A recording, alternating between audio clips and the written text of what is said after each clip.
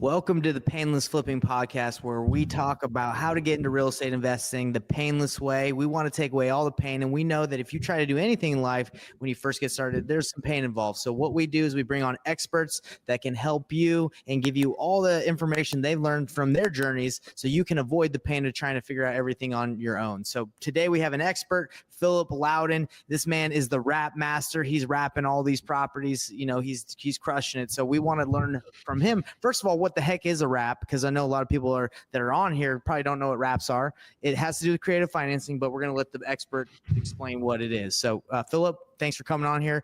We're going to get into wraps, but tell us real quick in 60 seconds or less, a little bit about who you are.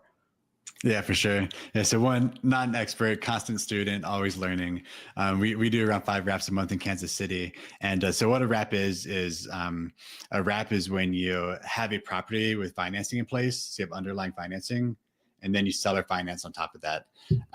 So we were wholesaling for a long time, and we basically built up a wholesaling operation doing 5 to 6 properties a month. Our overhead increased. As our overhead increased, we realized we weren't holding on to any assets. It was just moving around larger and larger bundles of money, but we weren't actually creating long-term wealth.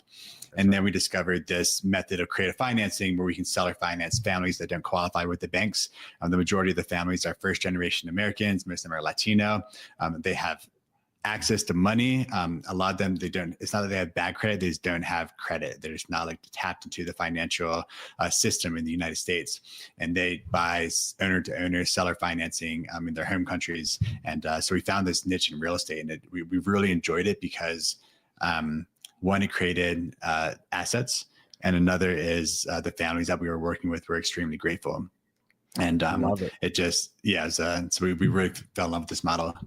I love that. So let's dive right into it. So when you find the properties that you end up wrapping, tell me how you're finding 5 to 6 of those a month, because I know when I've been doing this business, it seems to be at least difficult for me to find those situations where people want to basically sell to you on terms.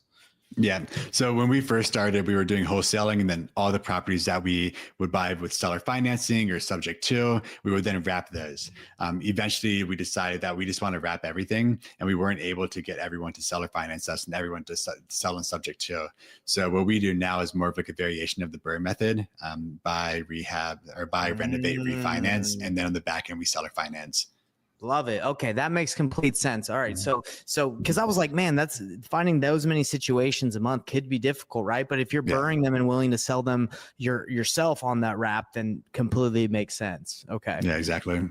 And then you're able to make it cash flow and make sense because you're selling to them at a higher interest rate, I'm assuming, than what you have. Is that what's happening? Yeah, I mean, we have a buy box that we focus on, but we typically we're cash flowing $400 to $900 per month per property, and it's not really the interest rate arbitrage. It's like usually after we refinance, we're all in at a certain amount, and then we add.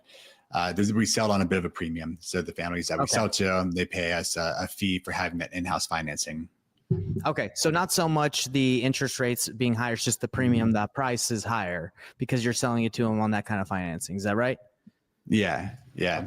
And when we were just getting started, it was more like we would get a subject to, and the interest rates, 3 to 5%, and then we can seller finance it at 9%. So it creates it's really cool to learn this model because you're learning how banks work, and you're learning how amortization schedules work on mortgages, and just how you just see how the banks are constantly winning. Always.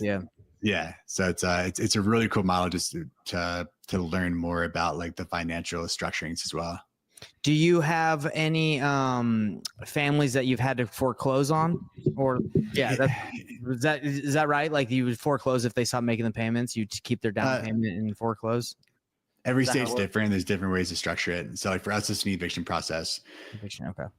Yeah. So, and we have one property right now we're going through an eviction process on, but that's the only one we've had to do it on. And the family literally just is not responding to us. So it's time to get them out.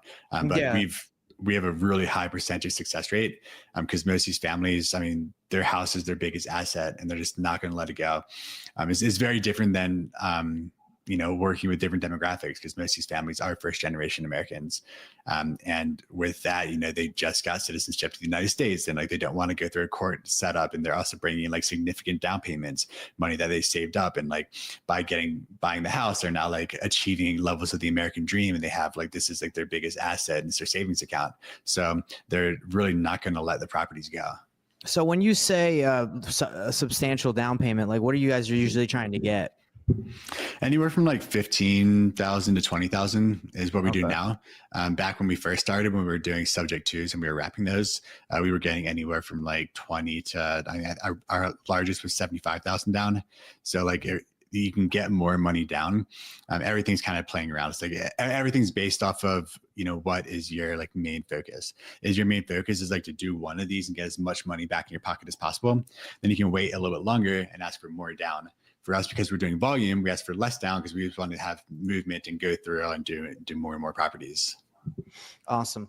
So you say you're taking these down, you're burning these, right? And then you're, so aren't you only able to like BRRRR like a certain amount, like 10 in your own name, or how are you able to pull in so many? Oh, there's tons of different lenders. Okay. Yeah. So we can, there's a lot of different lenders that we've worked with. Okay, so it's not just specifically like what is that rule? I can't remember. It's like you can only have like 10 personal properties in your name, and then you have to start. Do you know what I'm talking about, or not really? I thought there was something like you can only have like 10 like through specific financing in your name, and then you have to start going out, and that's why a lot of people do subject twos, because they can only hold so many properties in their name, unless you're not getting like.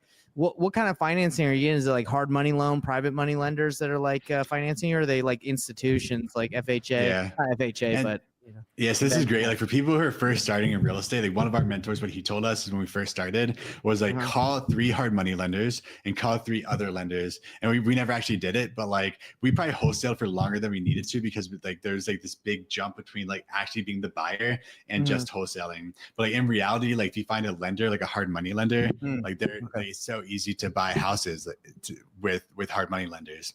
And so we use a loan called DSCR loans, is debt service cover ratio. Got which is it. Big words for, but it's based off the rent rate. It's an asset-based loan, so it's purely that's how you're getting asset. Okay, got it.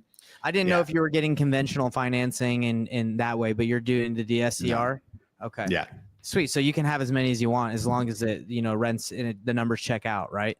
Yeah, our lender right now is saying that we are hitting a limit with them for me to be the guarantor, and then I have 2 business partners also. But like most of these lenders, they sell off notes. So like all the banks, when they originate mortgages, they usually sell that paper, and like that's the whole world that like we're existing in here. It's like we're existing in the world of paper. We are creating. We are creating notes with these families, and then like there's so much you can do with that. You can sell those notes. There's tons of creative financing within just the note world. And it's a really interesting world. Like a lot of the most successful people in real estate deal with paper. They're not actually dealing with the actual houses. They're dealing with the paper as well. There's a lot of people that really focus on that. It's a really interesting sect of real estate.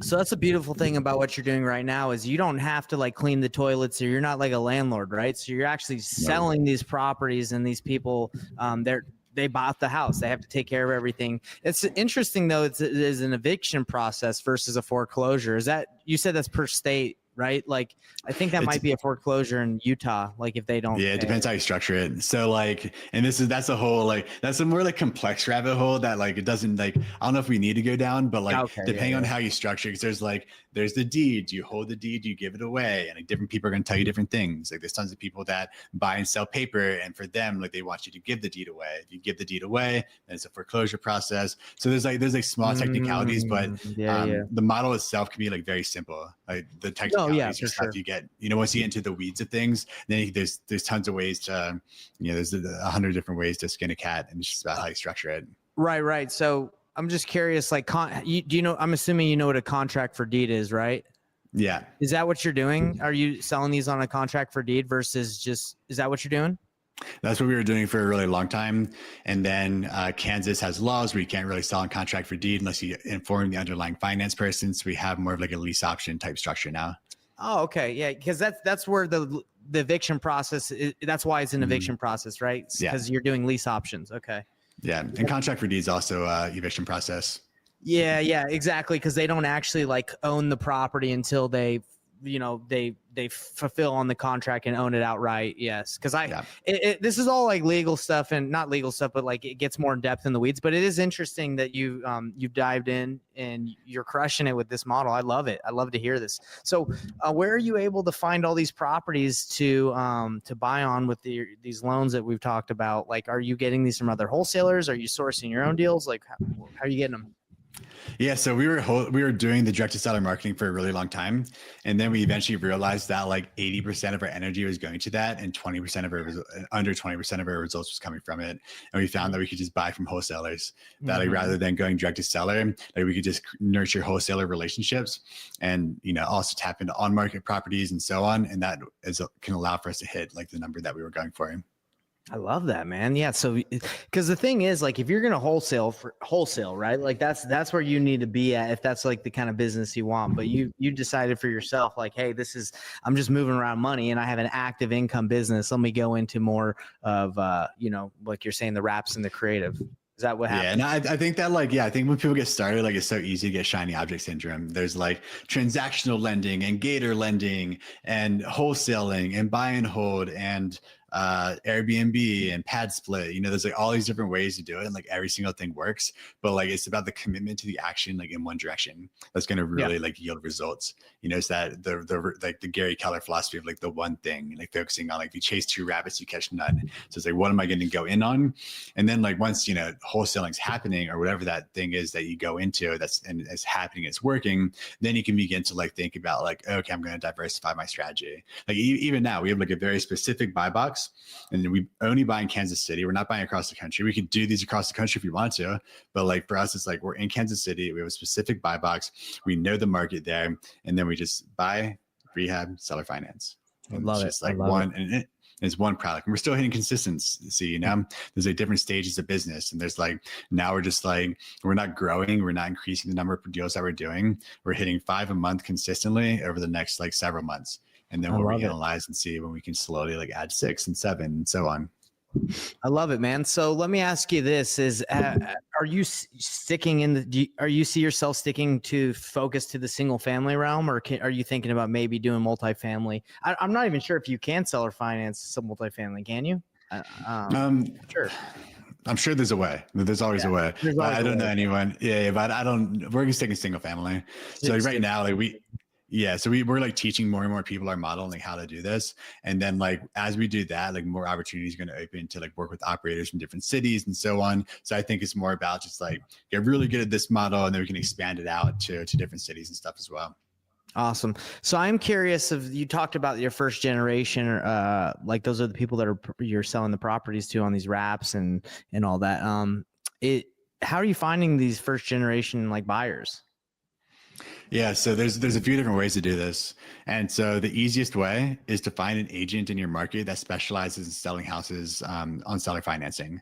So if you just go into like Facebook Marketplace and you type in dueño a dueño, you're going to start seeing like dueño a dueño means owner to owner in Spanish. And what I've learned is like in Mexico, it's very normal to buy and sell properties in this manner. One, because banks have really high interest rates, and two, because people like don't trust the banks as much there, I guess. And so they sell properties dueño a dueño very normally. So it's not like you don't have to educate anyone about it. So like, that's like the phrase. If you just go into Marketplace in your market and type dueño a dueño, I guarantee you'll find like 10 to 15 properties that people are selling in that manner. And so like if I was doing it, we're just now bringing this in-house and training someone to do this like on our team. Before we just use agents. There's 3 key agents in our market, and we use all 3 of them at different times. Wow. Okay. So to sell all your 5 properties that you've been getting consistently, you've just had to just work with 3 agents, and they've produced enough people. Yeah. And these aren't like real estate agents. These are like agents that specialize in this type of buyer. Really? Wow. Not even real estate agents. How do they get paid? Well, some of them are real estate agents, but others are not.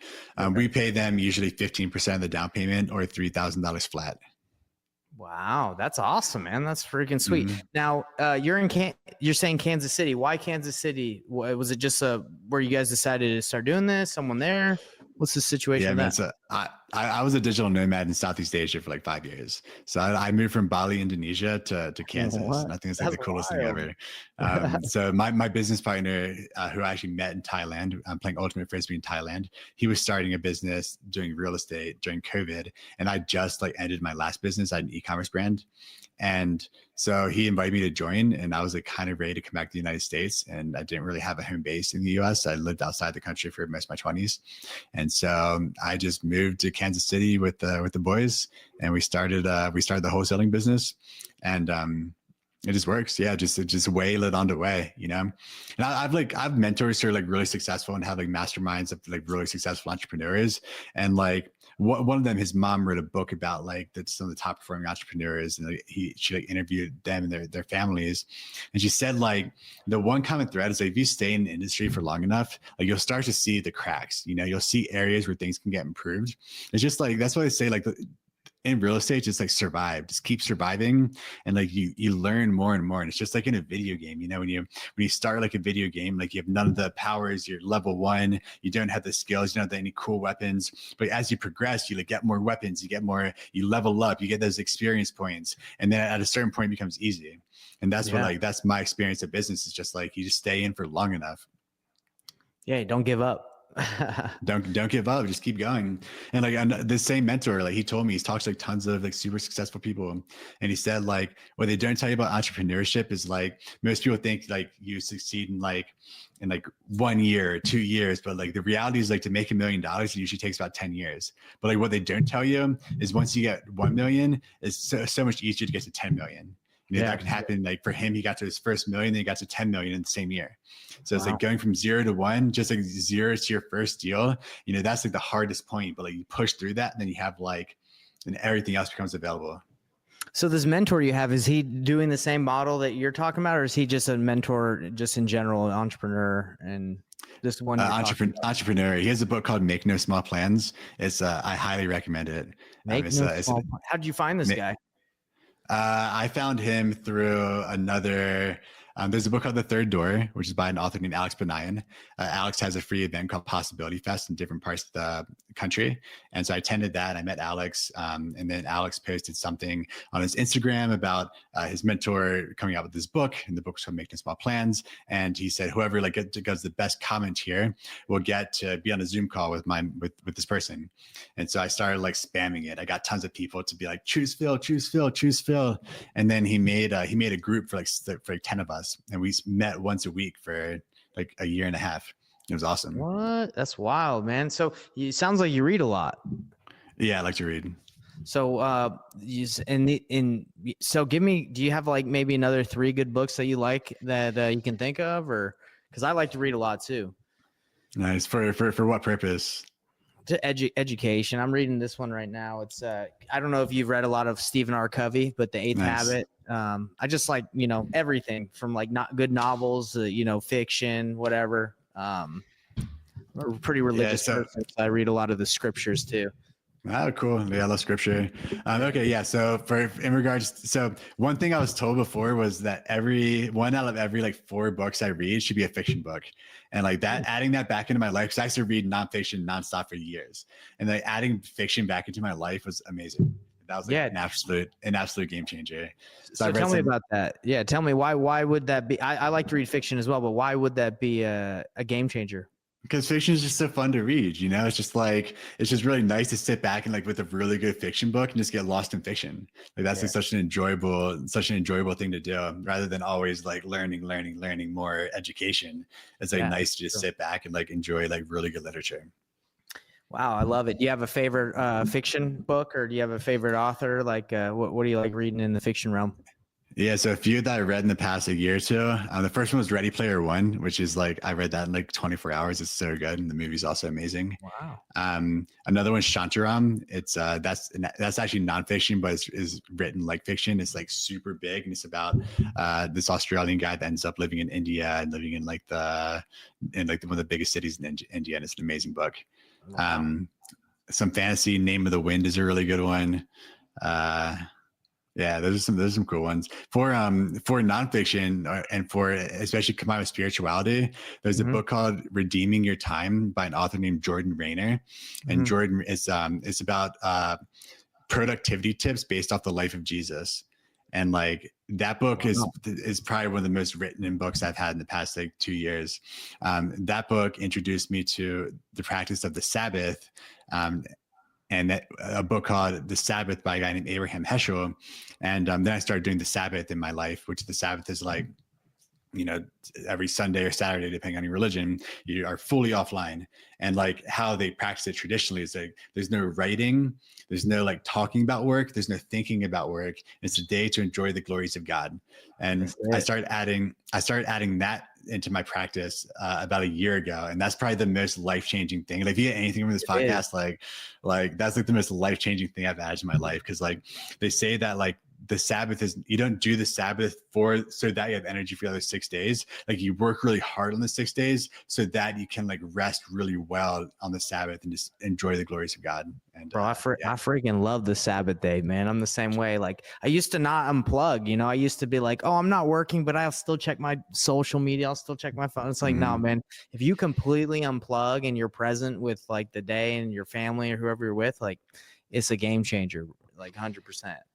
That's awesome. I'm gonna definitely check out a lot of those books you read, that you've read and you told me to check out in the audience. Everybody reading has been a game changer. I used to not like to read until a couple years ago, and I'm just feasting on the words of just out there. There's too many good books out there and too much knowledge for you not to read. I'm curious, like how much time, sounds like you've read a lot. Like how much time do you read? Like, would you say a day or every week? Like, do you have an idea? I feel like there's seasons, you know, like there's seasons of life and seasons of like, there's seasons where I'm just like reading tons. And then there's seasons where I don't read as much. But I always try to have like, you know, like 20 minutes a day. I think 20 minutes a day. If I can do that consistently, I feel really good, but it doesn't always happen. And sometimes I read like way more than that.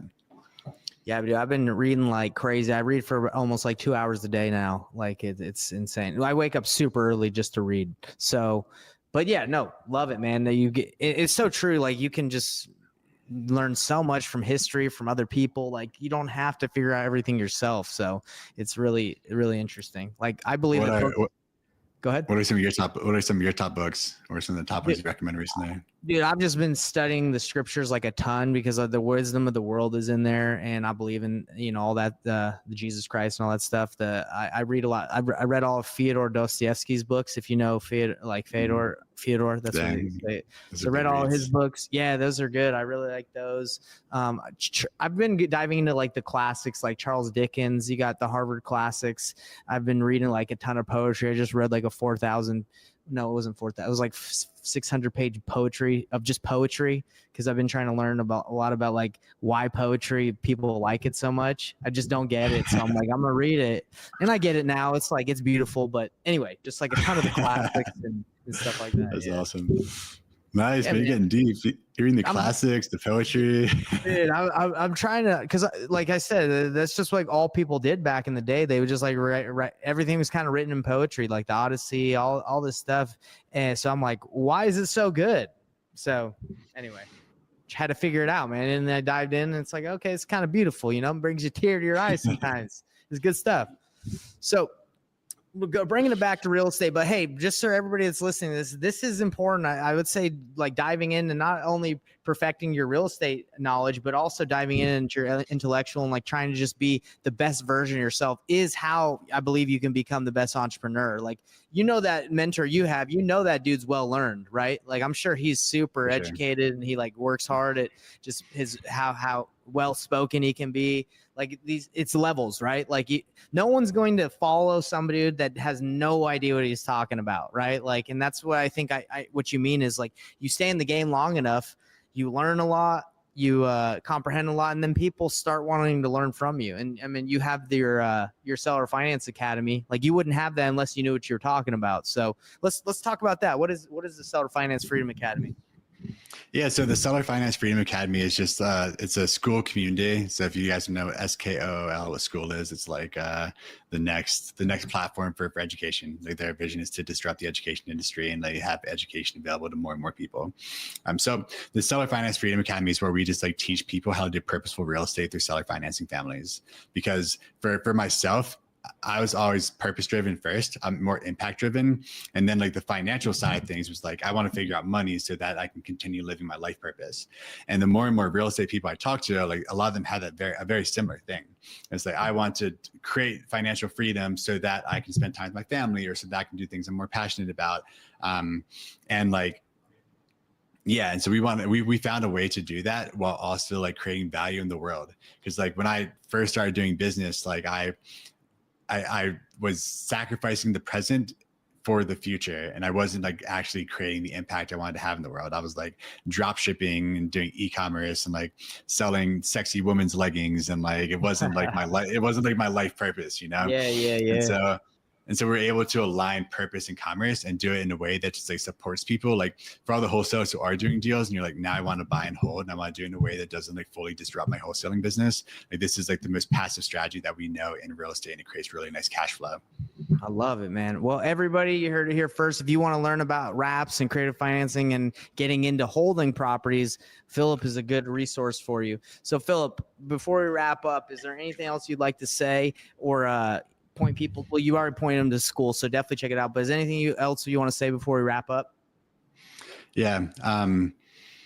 I think the biggest thing is just keep going, like, and also like fall in love with the process because like it's an infinite game. It's not a finite game. There is no like there. Ray Dalio has this amazing thing where he says like, you know, business is like, it's like you're going up this, or life is like you're going up this mountain and you think you want to get to the top of this mountain. What you don't realize is like 3/4 of the way up that mountain, you see the next mountain. And that's just like, and that is like the game of life. And like, it's really easy to fall into the trap of like, oh, I'm going to get there. But in reality, like there is no there. Like we're continuing to grow. Like the asset that we're actually building is ourselves, and the capacity that we have as individuals, like no one can ever take away. And like that is the game. It's just like keep playing, keep showing up, and just focus on like, am I learning? Am I growing? Where am I learning? Where am I growing? And is that worth it? You know, am I still growing in the same area I want to grow in? Or is it time to like make some shifts and like grow in? Yeah. That's beautiful. Well said, man. I agree with you. Like you got to enjoy the journey. I actually believe that's the purpose of life is progress. It's not necessarily the destination. Because I even believe after we die, we're still progressing. Like I don't think there's ever a state where you won't progress in just in the eternities. That's my personal thought. So progression is the goal. It's not necessarily like, let me get there. Because we all know we've achieved our goals. And then you realize like, man, I still feel like I got to go do more, right? Like you never feel like you get there. So you better enjoy the process, right? For sure. Cool, man. Well, I appreciate you. And yeah, man, we'll love to stay in touch. And this is our first time chatting in person. So like, this is a great time to connect with you, and we'll have to definitely have you back on the podcast. Go, man, whenever you want. Okay. All right, man. Well, appreciate you. And we'll see everybody else that's watching this live, or not live, but if anybody that's watching this, like, subscribe, and hit the bell icon, and hit up Philip if you want to learn more about what he's got going on. Peace out, everybody. Hey, everybody. What's up? It's Nathan Payne. And for the first time ever, we just released this insane training bundle that has literally everything that I've learned from doing a combined 4,000 deals in real estate, all from starting with absolutely no previous business background experience or any real estate experience. Plus, there's over $19,000 worth of free gifts that we're throwing in, all for an insanely low price. If you want to get your hands on this, be sure to click the first link on the description below right now.